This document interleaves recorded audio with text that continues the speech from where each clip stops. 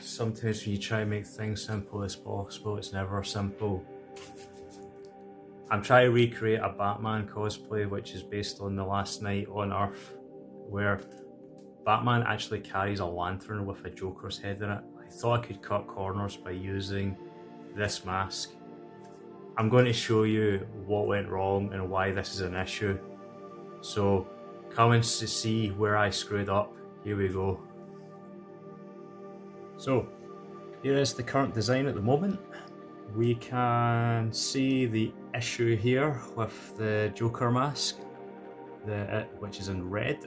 This is just like a rough measurement, and the blue is the mannequin head.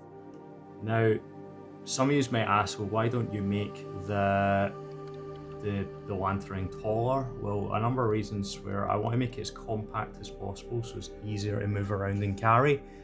The other issue is the box on the left. As you can see, this is the build volume of the 3D printer I'm going to use to print all of these components. And yeah, I could possibly make the legs on the side here be a bit longer, or make them diagonal on the build, but it could be a bit awkward.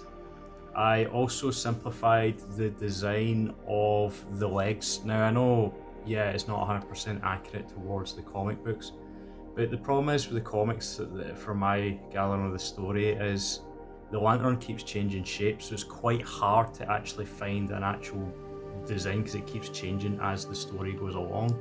And I used even models from merchandise like toys, and even them, they were all completely different. So I made a simplified design to make it easier to 3D print, and also, since this is the first iteration of this lantern, I want to make it as simple as possible so that when I get it working in the future, I would be looking to upgrade the lantern, make it a bit more accurate towards the actual final design. So it consists of numerous parts here. So we have the base, which would house the mannequin head, with it be located with a printed bracket here. And to help locate it, to make sure it's centered, is I put a keyway in. I would actually file a keyway inside the mannequin head as well.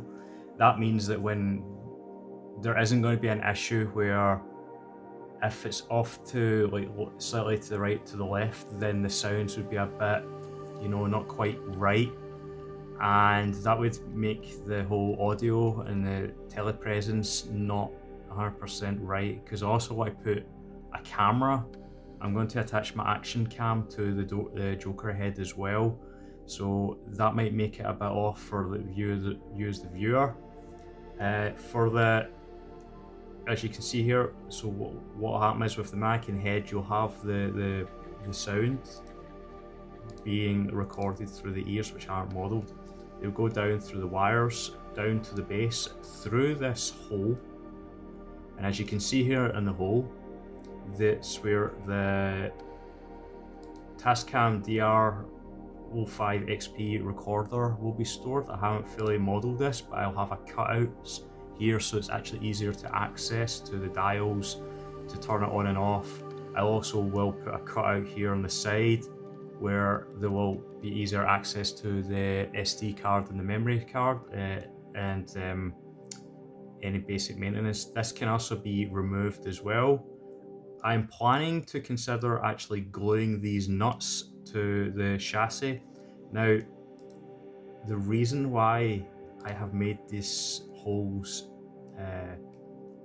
square instead of like circular is that if it's a good wee trick that you can actually do. I'm going to remove the lid here.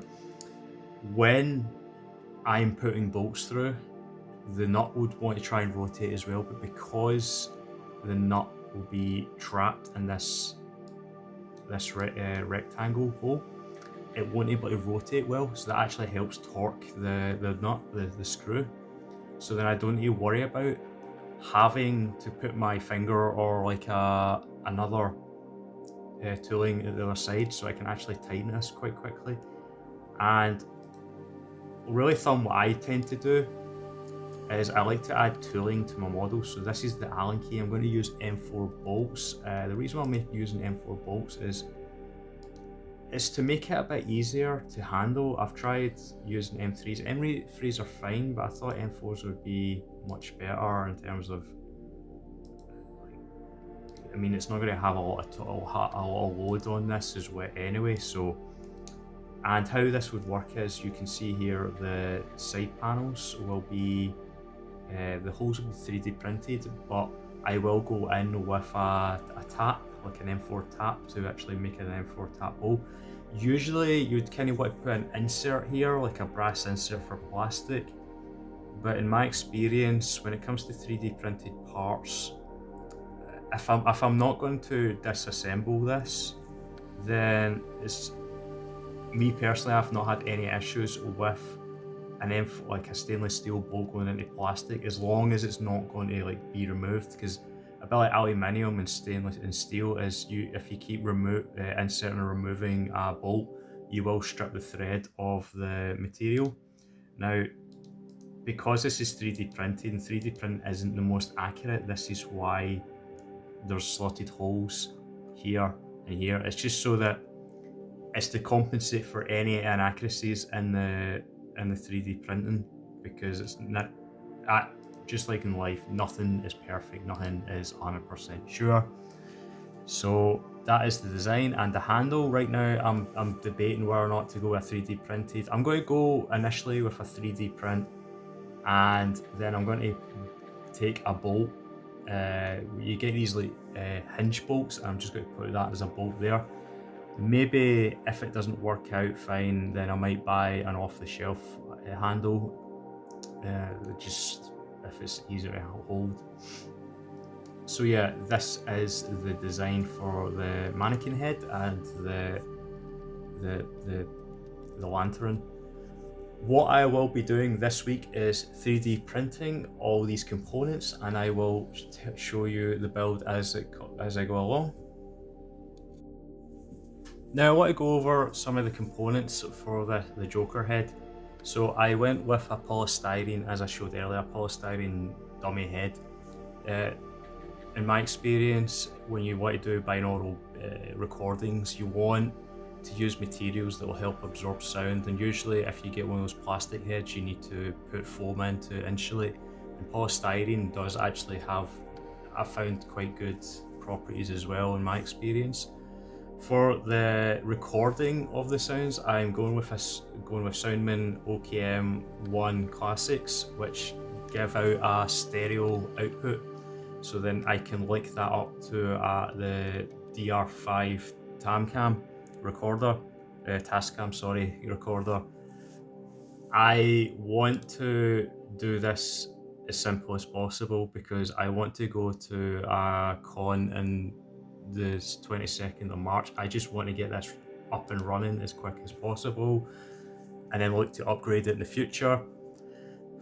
Since I need to remove the mask, I'm going to go with a Joker wig instead, and I'm going to then paint a Glasgow smile on it. If you actually know that, especially Heath Ledger's Joker, that makeup is actually known as a Glasgow smile. If you want to know more about what a Glasgow smile is, you can Google it. I'm not going to explain it in case I get banned from YouTube. For the eyes, I thought, well, since I can't use a mask, I thought I was going to use some glass doll eyes, as you can see here, which will actually make the doll head a bit more unhinged. And I think it's going to kind of creep me out, because maybe I'll have to put this doll head in the cupboard at night, because it does go in apparently these eyes glow in the dark. So the last thing I want to do is, if I wake up in the middle of the night, is have these green eyes staring at me. So, and to help record the sound, I'm using silicone ears to simulate a human ear, how humans listen to say, oh, I can't speak properly. I'll actually make a video in the near future to explain how binaural recordings work, because I did do one of these as my master's thesis, and I could show you a bit more in depth. And I will be gluing the ears to the head, but to also help back up as a backup, I will be applying some T-pins as well, just to give it a bit of security, because sometimes glues don't always work, and that's the design. Anyway, drop your thoughts. Let me know if you've done the binaural recording yourself, and subscribe to the channel because I will be doing some build videos so you can actually see the progress. Anyway, see you all later. Bye.